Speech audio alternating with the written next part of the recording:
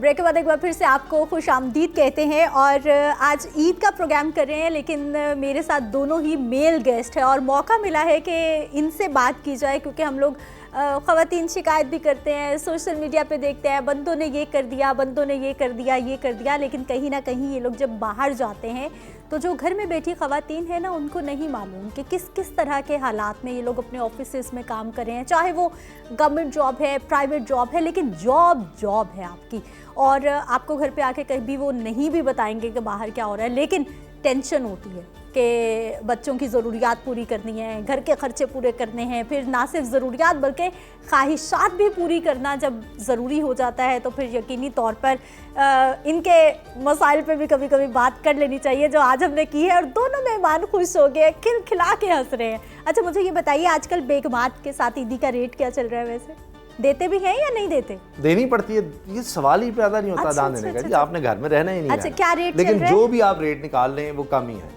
मैं बताऊंगा नहीं। बहरहाल जो भी निकलता है वो हर साल बढ़ने की कोशिश होती है, बस नेगोशिएट ही हो रहा होता है। और मेरे लिए अलमिया यह है कि मेरी अहलिया ने जहाँ से ईदी लेनी है मुझे देनी पड़ेगी, जाहिर है, ठीक है। अब मसला ये कि मुझसे शेयर ही नहीं करती हूँ, कहती हैं ये क्या मैंने भी शेयर कर रही है, मैं कहता हूँ मैंने तो देनी है ना। तो अब वो ये हाल है कि पता नहीं ईद से काफ़ी दिन पहले, रमज़ान से पहले ही वो फिर जमा करने पड़ रहे होते हैं पैसे कि भाई इधर खरीद के। मुझे चूँकि सिर्फ दो जगह से मिलनी होती है, एक मेरे फादर इन लॉ ससुर मेरे, और एक मेरे वालिद साहब, ये दो हैं जो मुझे। और बेगम को माशाल्लाह चारों बच्चों की भी मिलनी है, और जहाँ जहाँ से आनी है वो नहीं। अब बच्चे कहाँ, अब बच्चे भी माँ को नहीं दे रहे होते, यानी अच्छा, जमा करवा देते हैं, लेकिन वो सारा रिकॉर्ड रखते हैं। बिल्कुल ऐसा कि ये हमारी इतनी ईदी जमा हुई थी, वो अब हमारी इतने हो गए खर्च, वो अब वो जाते जरूर है उसके पास, लेकिन उसके पास भी नहीं रहते, अब वो भी मजे में है। अच्छा, हैदर हयात, आप कितनी ईदी दे रहे हैं जी भाभी को? अच्छा, मुझे लग रहा है कि मेरा ना काफी सिमिलर केस है उसामा भाई वाला।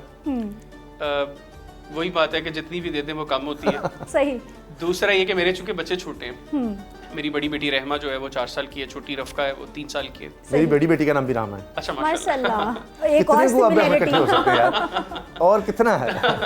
तो उन बच्चों की ईदी भी माँ लेती है, उसकी ईदी भी उसके पास जाती है। मोस्ट ऑफ द टाइम्स मेरी ईदी भी कोई बंदा जो है वो उसी को पकड़ा देता है कि ये हैदर की ईदी है। तो वो बड़ी मुश्किल से इस दफ़ा जो मेरी सासू माँ ने मुझे ईदी दी है ना, तो वो मैंने अपनी बेगम से ली है। सही। उसके अलावा बाकी सारी ईदियाँ जो है वो बेगम के कब्जे में ही होती हैं, लेकिन वो जो बच्चों को मिलती है, जिस तरह उसामा भाई ने कहा, देनी तो हमें पड़ती हैं। हाँ। लेकिन हमें उस ईदी में हमारा कोई हिस्सा नहीं होता। ये रीत हमारे वालिदैन ने, फिर उनके, और अगर कभी मैं पूछ लूँ ना कि वो बेगम अगर कोई पैसे मांगे तो मैं कहूँगी यार वो बच्चों वाले पढ़े तो थे, तो कहती हूँ वो उनका हिसाब नहीं मांगना आपसे।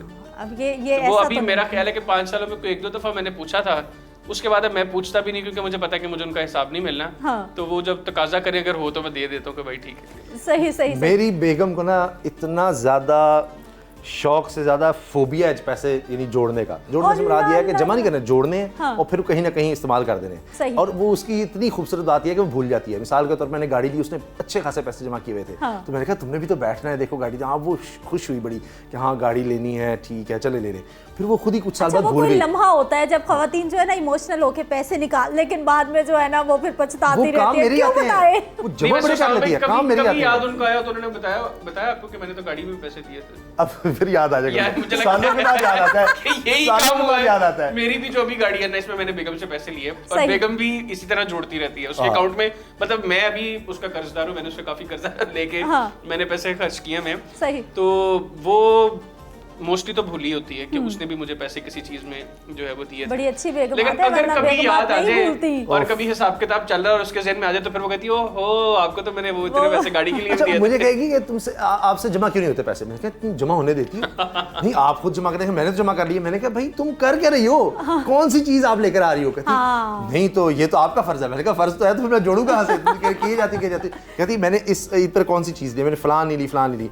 कार्ड मेरा उनके पास, और मुझे सिर्फ मैसेज आ जाते हैं, इधर लग रहे होते हैं टिंग, कहता कि ये देखें ये इतनी होगी। मैंने क्या किया? कहते वो फलां बच्चे में होती नहीं, ये चीज होती नहीं है। मेरी जेब में 5 रुपए हो तो मैंने 5 रुपए की चीज लेके घर चले जाना है। मेरी जेब में 5 लाख हो तो मैंने 2-4-5 दिनों में वो भी, और उस वक्त मुझे लग रहा होता है कि ये चीज भी बहुत जरूरी है। सही। जो जरूरी ना भी हो ना, जेब में पैसे हो तो मुझे लग रहा होता है कि ये भी जरूरी है। मेरी वैसे मोस्टली कोशिश होती है कि मैं अपने पास पैसे रखूं कम से कम। सही। क्योंकि मैं इस हवाले से काफी फिजूल खर्चों, खासतौर पे बच्चों के बाद, मतलब मेरे भांजे भांजियां उनके लिए भी मेरी कोशिश होती है कि जो चीज़ मैंने रहमा के लिए लेनी है वही मैंने उनके लिए लेनी है। तो वो मेरी बहनें मुझे डांटती हैं इस चीज़ के ऊपर कि अपने बच्चों के ऊपर लगाओ, नहीं करो ऐसे, लेकिन वो ऐसी आदत पड़ी हुई है मुझे लगता है कि नहीं, अगर मैंने रहमा के लिए ली है और बुरहान के लिए या रामीन और ज़रिया जो मेरे, बड़ा जरूरी है, शुक्र है कोई फर्क निकल आया, ये मेरे में फर्क है भाई। नहीं, लेकिन मेरे में ये है कि मैं अगर कोई चीज़ ली है वो सस्ती है या महंगी है, मैंने 5 बच्चों के लिए मेरी कोशिश होती है कि मैं खाने में ईद के दिन स्पेशली मेरी जो है शॉपिंग, इससे मुझे याद आ रहा है, शॉपिंग पर बस मुझे होता है, मेरी वाइफ को बहुत शौक है चीज़ों का, डेकोरेशन का, हर चीज़ का, घर सजाने का, बस उसने अब वो पर्दे जो है ना मेरा मूड ऑफ, हाँ जी, मैंने आया, मैंने देखा पर्दे चाहिए और मैं अब देखी जा रहा हूँ और देखी जा रहा हूँ, कह रही है कितने पैसे लगे होंगे। हाँ, अभी पूछने का फायदा ही कोई नहीं, मैंने इस तरह किया था, मैंने आपसे तो नहीं लिए, आगे से जवाब ये आपसे तो नहीं लिए, क्योंकि अब मतलब माशाल्लाह 16 साल में बहुत कुछ हो जाता है, फिर बेटा जवान हो गया, बड़ा गया, तो वो कहती है आपसे तो नहीं लिए, ये आगे से ये जवाब होता है भाई कि नहीं लिए, वो मैंने जमा किए थे, अब ये तो नहीं, वो तो आप कुछ सा, और फिर कहती है वो जो पर्दे ज़्यादा अच्छी एंकर है, फिर कहती है वो यहाँ से जो उतारे हैं ना वो मैंने फेंके नहीं है या किसी ने, वो कहीं और कर दिए। अब मुझे अब ख्याल आ रहा है बात करते कि वो जो कहीं और किए हैं जो वहां थे वो कहाँ गए, मुझे तो नहीं याद है। अच्छा, खाने का आप सॉरी पूछ रही थी, मुझे चूंकि बात ये याद आ गई। ईद के दिन मुझे ये बताइए कि घर में क्या खास खाना बनता है, आपके घर सब लोग जमा हो रहे होते हैं, आप दावत पे जा रहे होते हैं, पूरे दिन का क्या शेड्यूल होता है? हमारे घर भी होता है जी, क्योंकि मेरे वालिद और वालिदा दोनों की तरफ से अल्हम्दुलिल्लाह बचपन से हम देख रहे हैं कि हमारा घर मरकज़ रहा, तो ज़रूर सब लोग आ रहे होते हैं। अब हमारा ज़्यादातर जाना जो है वो रहता है, क्योंकि ड्यूटी होती है ससुराल की तरफ लाजमी जाना है, तो भाई हम तीनों एक ना एक चक्कर उनका लगता है, तो उसके अलावा ज़्यादा इतनी कमिटमेंट नहीं, दोस्त वगैरह और उनकी तरफ कभी चले गए, इस तरह से रहता है, लेकिन अल्हम्दुलिल्लाह ज़्यादातर हमारी तरफ ही आना होता है रिश्तेदारों का, बचपन से इस तरह से ही है। और ईद के दिन कोई खास खाना क्या बनता है घर पे जो हर ईद की स्पेशलिटी है कि ईद पे ये ज़रूर बनना है?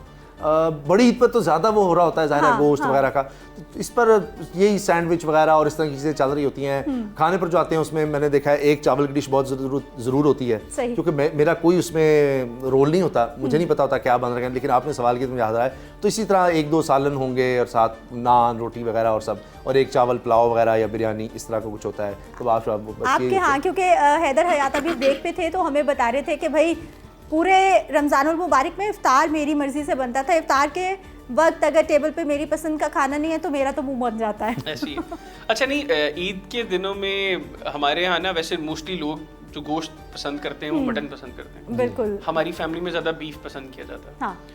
तो बड़ी ईद पे तो चलें जो कुर्बानी का गोश्त है, छोटी ईद पे भी हम लोगों ने बीफ जो है वो तो लाजमी खाना है। सही, स्पेशली बीफ पुलाव या फिर बीफ पुलाव भी नहीं, सालन भी बीफ का, पुलाव बिरयानी तो बीफ की बहुत कम बनती है खरीद पे, वो अदरवाइज डेज में, लेकिन बीफ पुलाव और बीफ का सालन जो है ना वो तो ईद पे लाजमी होता ही है। और बाकी जिस तरह उसामा भी ने कहा, हमारा घर भी मरकज़ है, एक तो हमारा चूँकि गाँव में जॉइंट फैमिली सिस्टम है, बाबा लोग चारों भाई हम ईद इकट्ठे करते हैं, और ईद के दिन का एक खाना भी सारी फैमिली का इकट्ठा होता है।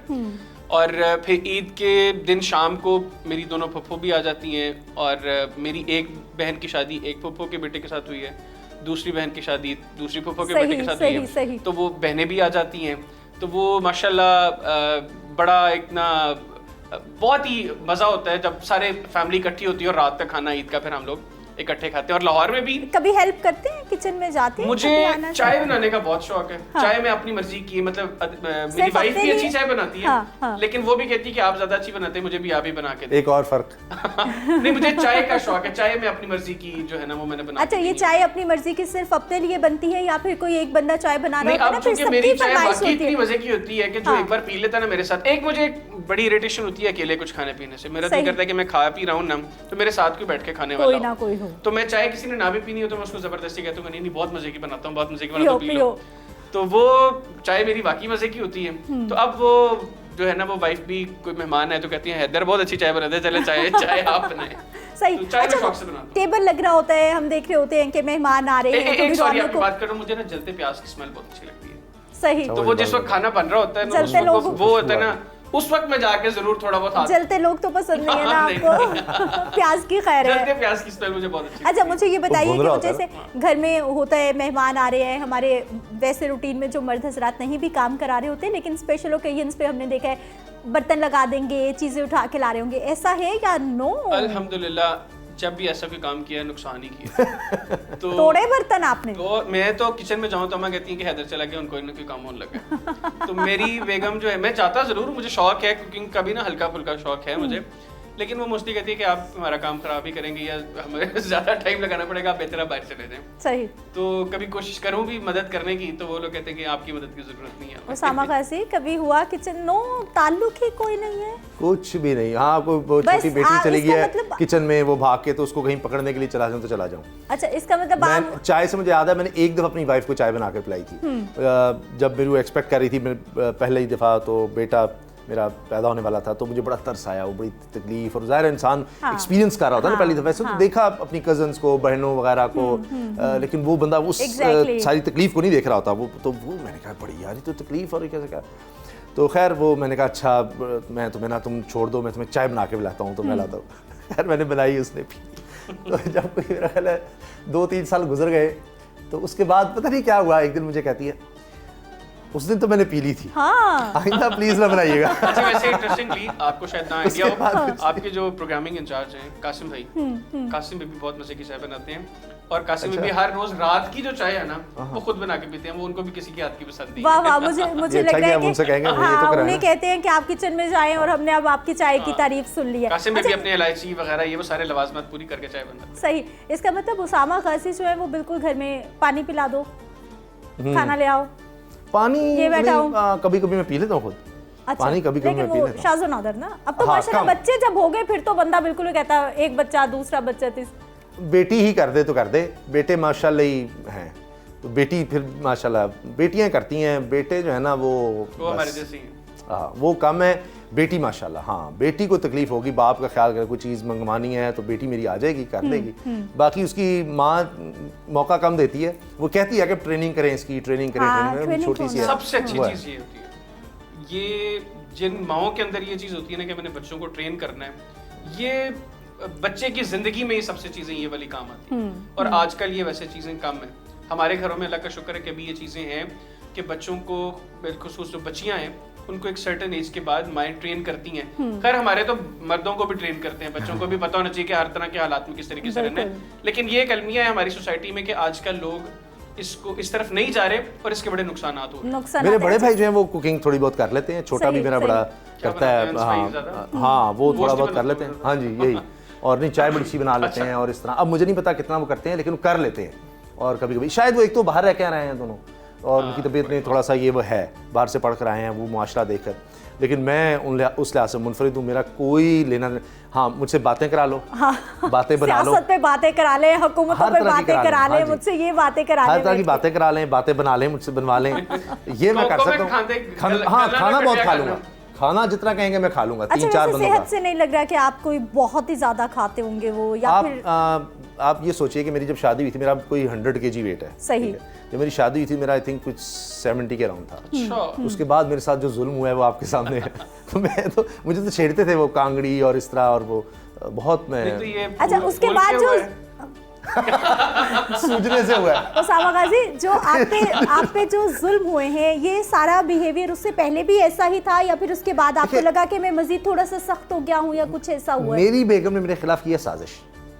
उसने इतना खिलाया कि मैं अट्रैक्टिव ही ना रहूं। उसने कहा है कि बस इसको इतना खिला दो, इतना खिला दो, कोई इसकी तरफ भाभी को उनका फोन चेक करने की जरूरत ना पड़े। अच्छा, बचपन का कोई किस्सा हैदर हयात याद है, स्पेशली ईद के दिन का, या फिर बचपन की कोई मेमोरीज होती हैं अपने बच्चों को देखकर उनकी याद आती हो? अभी तो खैर बच्चे छोटे हैं, बच्चों को भी ईद का उस तरह एंजॉयमेंट का नहीं पता। उनके लिए तो ईद में बाकी कजिन्स का इकट्ठे होने की तरह का एक दिन के बाद आप इकट्ठे हो गए। लेकिन हमारी बहुत मेमोरीज हैं ईद की। सही। क्योंकि गांव में ज्यादा ईदें की, गांव में ईदें शहरों से काफी मुख्तलिफ होती है। यहाँ पे तो ईद करके आपने घर पे आके बैठ जाना है, या किसी की तरफ मेहमान जाना है, या किसी ने आपकी तरफ आना है।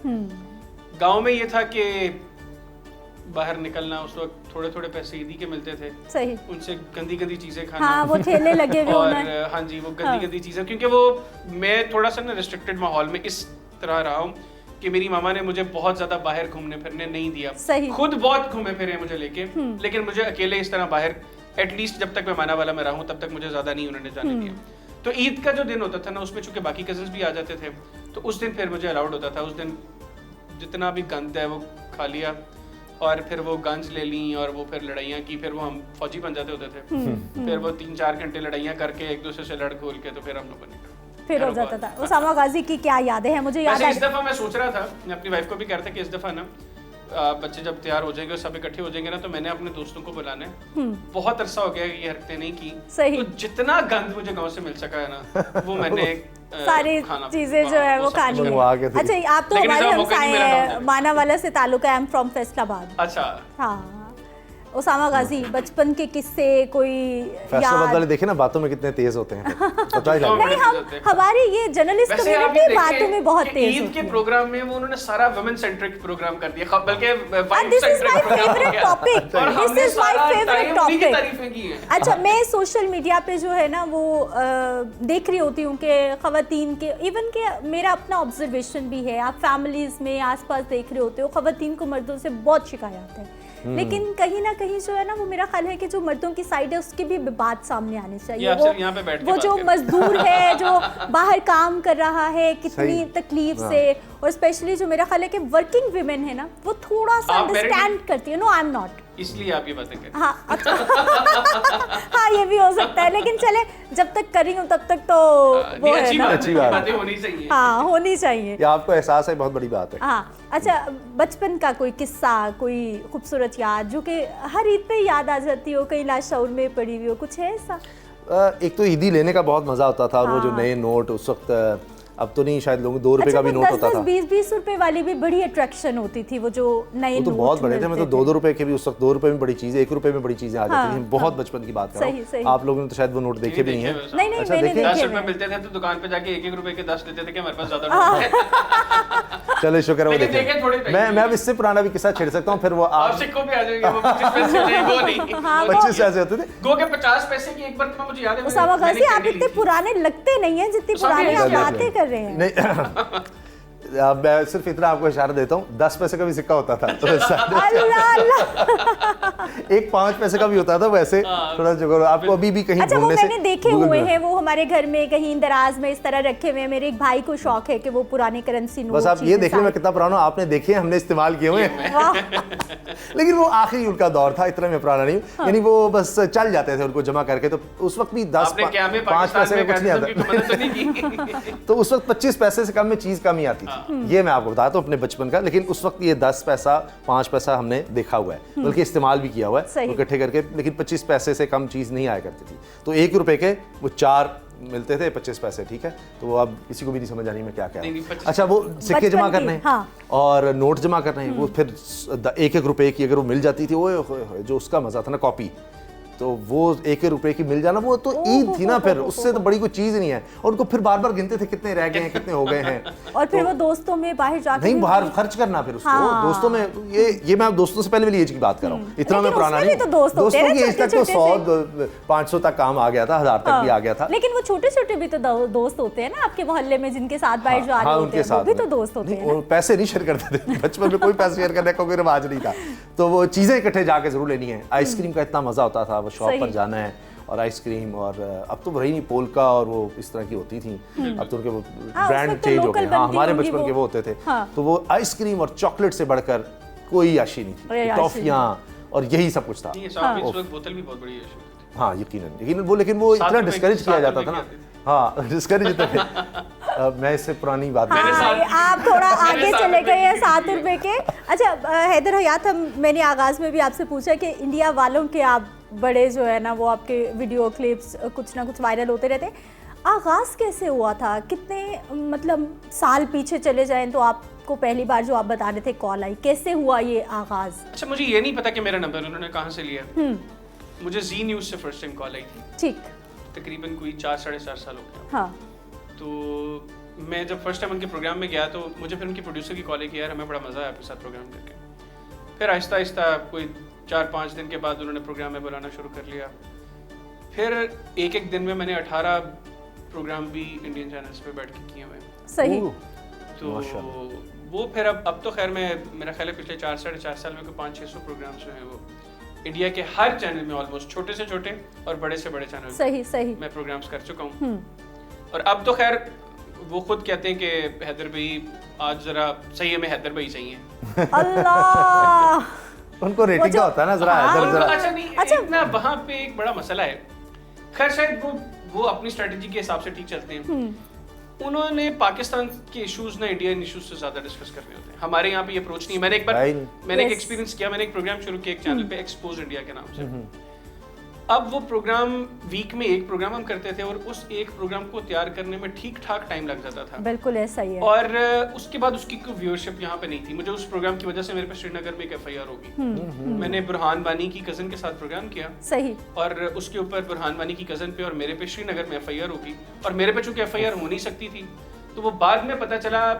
फिर जो भी रिसेंटली साग की बल्कि साग के मेरा ख्याल है जब बिलावल भुट्टो जरदारी साहब गए हुए थे, ये SCO समिट था आई गेस इंडिया में, SCO समिट था आई गेस, तो मैंने भी उन जर्नलिस्ट में मेरा भी नाम था जिन्होंने इंडिया जाना था।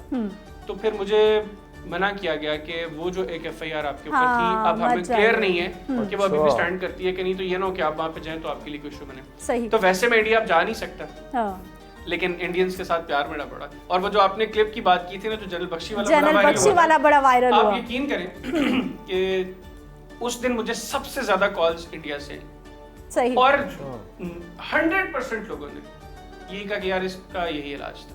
जो इंडिया में बहुत लोग अच्छे भी हैं, ऐसा कुछ नहीं, मेजॉरिटी अच्छी होगी, लेकिन वो बात हेट एक बेची जाती है ना, एक वो कर दिया गया है। अदरवाइज वहाँ मैंने जितने अपने स्टार जो लोग वहाँ जा चुके हैं, इवन जर्नलिस्ट, वो कहते हैं इतना वहाँ पर प्यार मिलता है जब आप कम्युनिटी में जाएं। आप यकीन करें, हंसराज हंस साहब को एक काम था, उनको एक ना जावेद गांधी साहब का नंबर चाहिए था। उनको 4-5 साल से गांधी साहब का नंबर ढूंढ रहे थे, उनको नंबर नहीं मिल रहा था। सही। तो हंसराज हंस साहब ने ना मुझे, आई डोंट नो उनके पास मेरा नंबर कहाँ से आया, मैंने कभी उनसे रब्ता नहीं किया, मेरे पास उनका नंबर सेव नहीं था। तो हंसराज हंस साहब की मुझे कॉल आई, तो उन्होंने मुझे कहा कि अपना तारुफ करवाना है। सर आपको कौन नहीं जानता। पहले तो मुझे लगा कि शायद प्रैंक कॉल आ गई है, लेकिन फिर जब मैंने गौर किया आवाज वही और जिस तरीके से वो बात कर रहे थे उसमें कोई प्रैंक वाला आंसर नजर नहीं आया मुझे। तो उन्होंने मुझे कहा कि मुझे ना काम है, मुझे जावेद गांधी साहब का नंबर चाहिए। मैंने कहा सर कोई मसला नहीं, मैं आपको अभी दे देता हूँ। उन्होंने कहा नहीं, ये मैंने बड़े लोगों से सुना पिछले 4-5 साल से कि मैं अभी दे देता हूँ। सही। तो मैंने कहा सर आप कॉल भी रहे, मैंने ड्यूरिंग कॉल चेक किया, मैं कहा मेरे पास उनके 3-4 नंबर है, मैं सारे भेज देता हूँ। कहते यार ये 3-4 नंबर मेरे पास भी हैं। सही। मुझे उनका वो नंबर चाहिए जो उनके पास है, क्योंकि ये 3-4 नंबर पिछले 3-4 साल से बंद हैं। अब मैंने उनको जब वो नंबर भेजे तो वो सारे नंबर उन्होंने मुझे भेज दिए कि ये मेरे पास पड़े हुए ये सारे नंबर्स, ये बंद है। सही। गांधी साहब का उस वक्त पाकिस्तान में एक बड़े चैनल पे प्रोग्राम चलता था, मैंने उस चैनल पे कॉल किया अपने एक दोस्त को, उन्होंने मुझे गांधी साहब के दामाद का नंबर दिया, मेरा ख्याल है जो उनके साथ प्रोग्राम उनका होस्ट करते हैं। उनको मैंने मतलब कोई 20-25 मिनट के अंदर मैंने नंबर दे दिया, उनको भी बता दिया कि इस तरह हंसराज हंस साहब आपको कॉल करेंगे, और हंसराज हंस साहब को नंबर दे दिया। आप यकीन करें कि उसके बाद इतने शुक्रिया कि फ़ोन मुझे हंसराज हंस साहब के आए।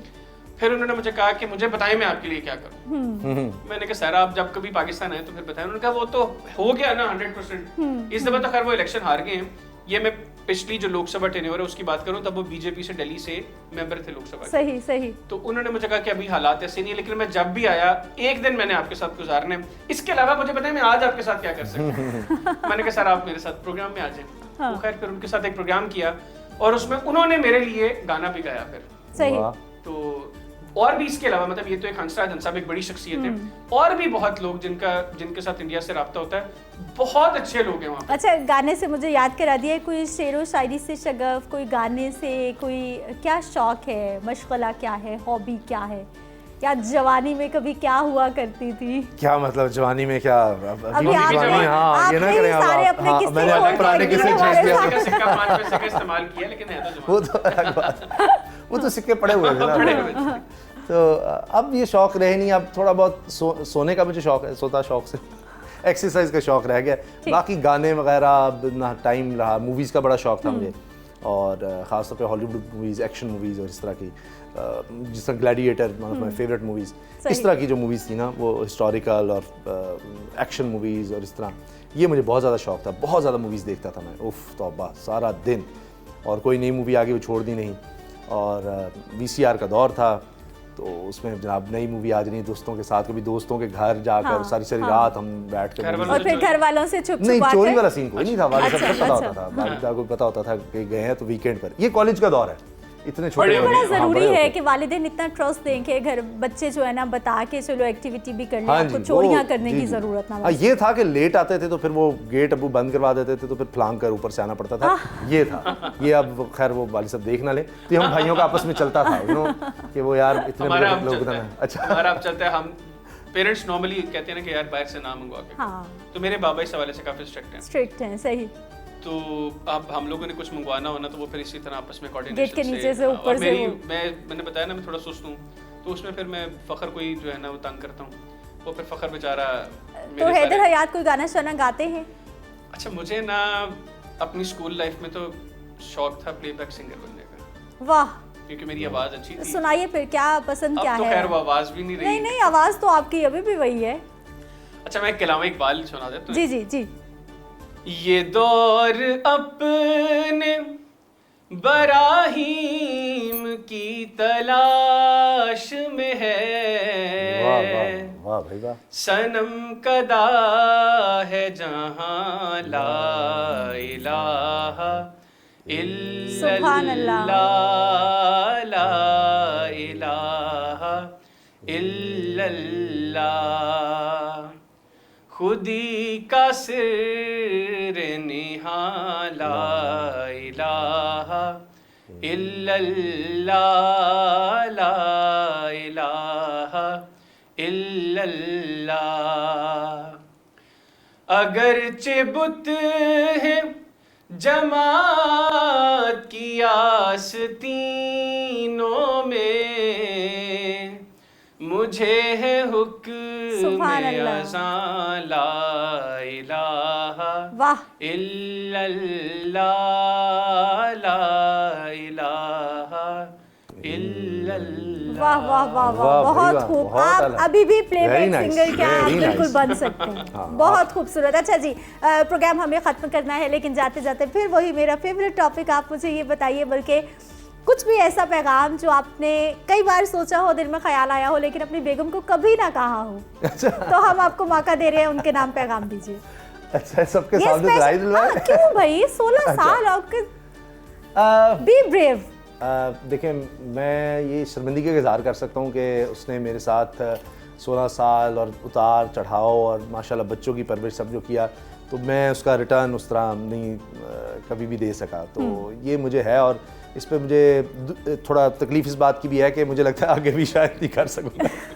तो ये बात है जो मैं कह सकता हूँ। तो भाई ज़रूर इन लोगों का ख्याल रखें जो आपके रिश्तेदार इर्द गिर्द हैं, ख़ास तौर पर जो लोग आपकी ज़िंदगी में इस तरह आते हैं, चाहे मियाँ हैं बीवी हैं, दोनों एक दूसरे का ख्याल रखें और एक दूसरे को समझने की कोशिश करें। तो ईद का यही मज़ा है, और अगर किसी के गिले शिकवे हैं सब रिश्तेदारों में, तो प्लीज़ वो बुलाएं ताकि ईद का फिर मज़ा आ सके। ठीक हो गया, आप भी 5 सालों में जो कह दें कोई बात नहीं, ईद का मौका है, खुश हो जाएंगी। बस यही कि जिस तरह ये 5 साल गुजरा रहे हैं ना, आगे जितनी भी जिंदगी है वो इसी तरह। आमीन, माशाअल्लाह। ठीक हो गया, बहुत शुक्रिया आप दोनों मेहमानों का, आप हमारे साथ मौजूद रहे, और देखने वालों का बहुत शुक्रिया कि आप हमारे साथ मौजूद रहे। मुझे आपने इजाज़त देनी है, इंशाल्लाह अगले प्रोग्राम में मुलाकात होगी। और जाते जाते एक बार फिर आप सबको मेरी तरफ से, पूरी टीम की जानिब से, हम आपको स्क्रीन पर नज़र आ रहे हैं और बैक स्टेज जितने भी लोग काम कर रहे हैं सबकी जानिब से ईद मुबारक।